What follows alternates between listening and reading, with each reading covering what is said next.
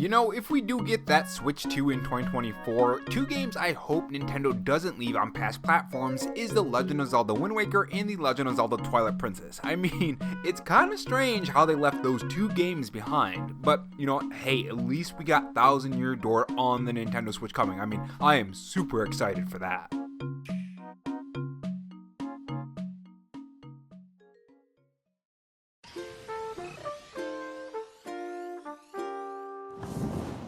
Hey guys, it's Rob here, and welcome back to the Robo Show, where we take the gaming news format that channels like Spawnwood or Arlo do, add a dash of animation and some cool editing on top to bring you your gaming news, leaks, and rumors in a fresh new way. If you're new here and want to be kept up on everything gaming, make sure you subscribe to the channel and leave a like if you enjoyed the video and dislike if not.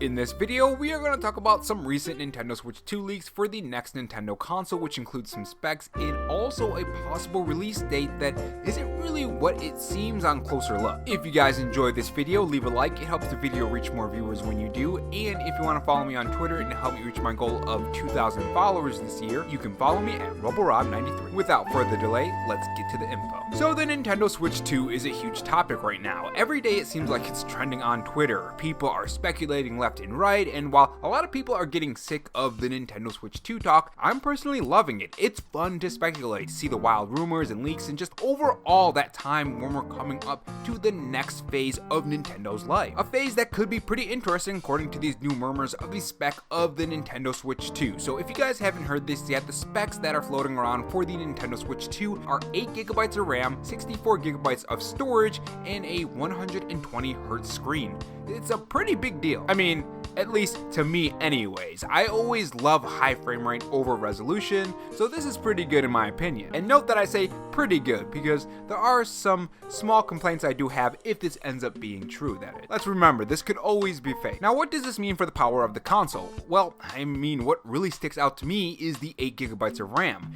That is double the RAM of the current Nintendo Switch. With that being said though, the Steam Deck is 16, so what I was kind of hoping for, and just the bare minimum for the next Nintendo Switch console, specifically a Nintendo Switch 2, a handheld platform, is 10GB of RAM. I understand that not all third-party games are going to come to the next Nintendo Switch, just like the current Nintendo Switch, and I also understand that there are going to be some sacrifices that are going to be needed for a portable version of these games. I think people who own the Nintendo Switch, you, me, everyone else, I think we understand that. We get that there is going to be some kind of sacrifice here. But I guess we'll see what happens. Maybe 8GB of RAM is enough. I mean, they did some pretty magical things with the first Nintendo Switch and only 4GB of RAM, so I guess we'll see. But 120Hz screen, that is pretty interesting as well. That would be a pretty amazing experience. But can Nintendo really pull that off, and also, keep in mind, keep the cost down? Nintendo likes to have an affordable console for people, so can they do that? Especially with that battery life as well. That's another thing I'm wondering. Is it going to be a more expensive battery in the Nintendo Switch 2? What do you guys think? Would you be willing to pay for a more powerful Nintendo Switch if the price was say $450 or even $500? Now if you look at the Steam Deck with its 16GB of RAM, and I think it's a 60Hz screen, it does float from $400 to $500, so it's not impossible for Nintendo to get that cost down. So it's going to be interesting to see what they do. Typically what companies do, like Xbox and Sony, they typically take a hit on their consoles because they make more money in subscription services and software sales. Now correct me in the comment section if I'm wrong on this, but I'm pretty sure Nintendo likes to have a profit on their consoles. So who knows, maybe Nintendo will take a hit to their bank account in favor of having a more powerful console, and maybe they'll make up that software sale within the Nintendo Switch install base when people buy games, and of course the subscription services and the Nintendo Switch online service as well, and so on. I mean, Nintendo is doing pretty good, not just from the gaming side, but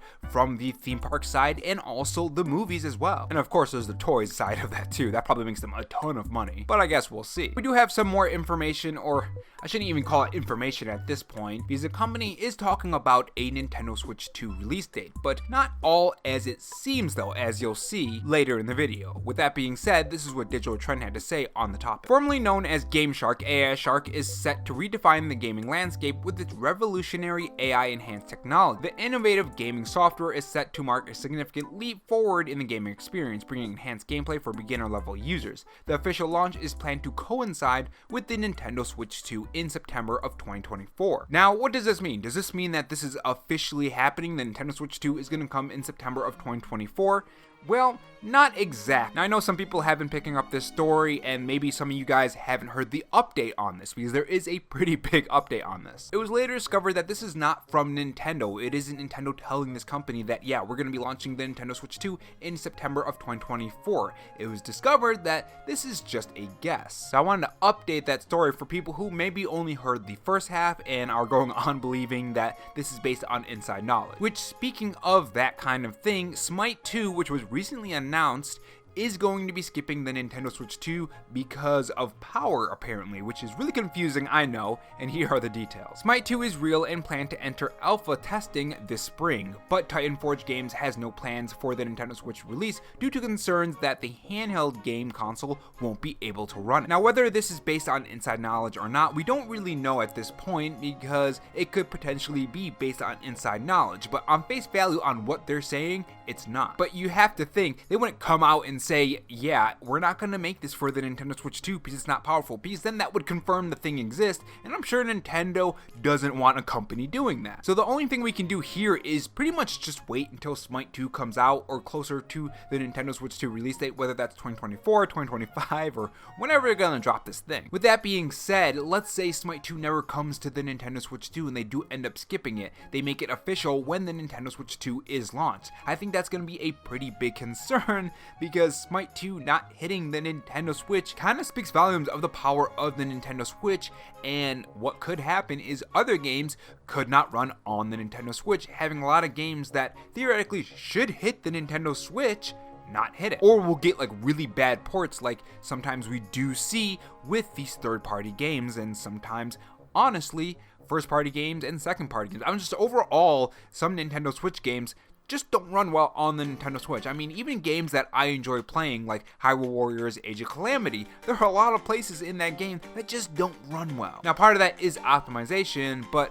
I'm sure the Nintendo Switch hardware also has a play in that as well. I mean, with that being said, I would be super surprised if Smite 2 doesn't hit the Nintendo Switch 2, because it's supposed to be more powerful than the original Nintendo Switch, and also it's not like it's a graphically demanding game. Now, I'm no developer, maybe there are other things that have to go in it, but on face value, just as a player, it seems like it should be able to run on something that's a little bit more powerful than the original Nintendo Switch. With that being said, guys, that's all I have for you guys today. Make sure you guys tell me your thoughts in the comment section below, and I will see you guys in the next video. Take care. And if not, on your way out, make sure you subscribe for more videos and also have that notification bell on. And if you want to support the channel in any other way, there is my Patreon and Twitter account in the pinned comment if you're interested in those.